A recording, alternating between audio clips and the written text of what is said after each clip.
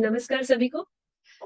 तो आज की इस वीडियो में हम चर्चा करेंगे कि जो लर्निंग लॉस होता है, चाहे वो कोविड के दौरान या इवन रेगुलर अगर हम देखें हमारे क्लासेस में भी जब कोविड नहीं था, या आज के टाइम में भी हम देखें जब इवन फोर्थ ग्रेड से फिफ्थ ग्रेड में बच्चा जा रहा है तो भी हमें कुछ ना कुछ लर्निंग गैप्स जो है वो मिल ही जाते हैं। बट कोविड 19 के दौरान ये लर्निंग गैप्स जो है वो काफी बड़े हो गए हैं। एक जो खाई है जहां पर बच्चा होना चाहिए और जहां बच्चा अब है वो काफी गहरी हो गई है। तो इस बारे में चर्चा करेंगे कि एज अ एक शिक्षक के तौर पे हम इस काम में क्या भूमिका निभा सकते हैं और क्या क्या हम कर रहे हैं अभी। जैसा कि आपको विदित होगा कि कोविड 19 के दौरान हुए लर्निंग लॉस में इस टाइम सभी दुनिया के हर कोने पर जो है इस बारे में चर्चा चल रही है और किस तरीके से इस गैप को फिल किया जाए उस पे अलग अलग तरीके से काम में सब लोग जुटे हुए हैं। कहीं बुनियाद के तौर पे हमारे यहाँ उड़ान की फॉर्म में और कहीं कक्षा सेतु के रूप में जो है इन कोविड 19 के दौरान हुए लर्निंग लॉस को फिल करने में जो है कार्य किया जा रहा है। लेकिन ये एजेंसीज और सरकारों के द्वारा किए गए कार्य तो एक तरफ, लेकिन एक शिक्षक के नाते एक शिक्षक ही है जो उस लर्निंग लॉस की गहराई को समझ सकता है। अगर मैं अपना एक्सपीरियंस एज अ शिक्षक के नाते देखूं तो मुझे लगता है कि शिक्षक को एक एक बच्चे के बारे में पता होता है कि उसकी लर्निंग नीड्स क्या है और वो कैसे उन लर्निंग नीड्स को फिल कर सकता है। तो आज की इस वीडियो में हम कुछ इंपॉर्टेंट कॉन्सेप्ट्स पे बात करेंगे। सबसे पहले तो मैं ये आपसे पूछना चाहूंगी, आप थोड़ा सोचिए कि जब हम बोलते हैं लर्निंग, जिसको हिंदी में हम बोलते हैं सीखना, तो सीखने से हमारा क्या अभिप्राय है? सीखना किसे कहते हैं? या हम कब कहेंगे कि जो बच्चा है या हम है वो हम सीख गए हैं? सीखने की प्रक्रिया क्या है? इसके बारे में अगर हम थोड़ा सोचें तो शायद इसमें आपको थोड़ा सा और गहराई में उतरना होगा। नॉर्मली हम देखते हैं कि लर्निंग शब्द जो है ना हम बहुत ही आम भाषा में यूज करते हैं कि बेटा ये लर्न कर लो। तो लर्न करने का मतलब जो है वो याद करने से लिया जाता है। जैसे हम कहते हैं ये टेबल लर्न कर लो, दो का पहाड़ा याद कर लो, दो का पहाड़ा लर्न कर लो।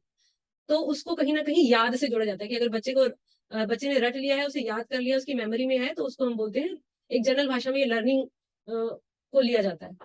लेकिन अगर हम लर्निंग के मॉडल्स पे ध्यान दें कि सीखना कब होता है, सीखने की प्रक्रिया क्या है, तो इसमें बहुत ही दो महत्वपूर्ण तथ्य हैं कि एक तो सीखना तब होता है जब किसी को चैलेंज दिया जाए और वो नोन से अननोन की तरफ बढ़े। मतलब जब हम किसी को चुनौती देते हैं और वो उसे जूझता है तो तभी ही लर्निंग होती है, अदरवाइज वो लर्निंग नहीं कहलाती, वो सिर्फ और सिर्फ एक रट्टा कहलाता है। और अगर चुनौती आप दे रहे हो तो चुनौती ऐसी होनी चाहिए जो रुचिपूर्ण हो, यानी कि उसमें कहीं ना कहीं इंटरेस्ट इन्वॉल्व हो, अदरवाइज कोई भी क्यों लेगा उस चुनौती को। तो रुचिपूर्ण या नीड बेस्ड, हम इनमें से कुछ भी बोल सकते हैं। तो अगर हम छोटे बच्चों की बात करें, जैसे प्राइमरी तक के बच्चों की बात करें, तो रुचिपूर्ण होना बहुत जरूरी है। मतलब उस बच्चे को इंटरेस्ट आना चाहिए और एक उसमें चैलेंज होना चाहिए। तो अगर हम इस तरीके की कोई भी सिचुएशन बच्चे को देंगे तो तभी लर्निंग होगी। अब अगर हम देखें हमारे स्कूलों में शिक्षकों का ज्यादातर ध्यान जो है वो प्रोसीजरल लर्निंग की तरफ है। प्रोसीजरल लर्निंग का मतलब जिसमें, चाहे अगर मैं गणित सब्जेक्ट लूं तो गणित में भी रट्टा उतना ही ज्यादा हो रहा है जितना बाकी सब्जेक्ट में। जैसे अगर हमने बच्चे को टेबल रटवाए, टेबल उसको याद करने पड़ रहे हैं, तो वो सीखना नहीं है। मैंने बच्चे को जोड़ने की एक प्रक्रिया सिखाई हासिल के तरीके से, और ऐसे ही घटा सिखाई कि किस तरीके से हम बोरो करके घटा करते हैं। तो ये सब मानक विधियां हैं जिसके एक तरीके सिखा दिए गए, यानी कि बच्चे को एक कैलकुलेटर की तरह हमने उसके अंदर एक प्रोग्राम फिल कर दिया।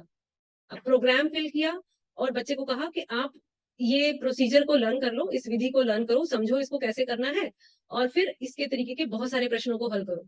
तो ये जो लर्निंग का तरीका है इसको हम प्रोग्रामिंग मॉडल कहते हैं, जो कि रोबोट्स मशीनों के काम में आता है। इंसानों के लिए ये लर्निंग का तरीका सही समझा नहीं जाता, क्योंकि एक बच्चा या इंसान के पास सोचने की बहुत जबरदस्त ताकत है, पावर है, उसको ये कॉम्पिटेंसी मिली हुई है जिसको हमें अच्छे से एक्सप्लॉइट करना चाहिए। तो अगर हम चाहते हैं कि बच्चा सोचे तो हमें उसे चैलेंज देने होंगे। तो क्या हम अपनी कक्षाओं में ऐसी चुनौतियां देते हैं जिससे कि वाकई में सीखना हो सके?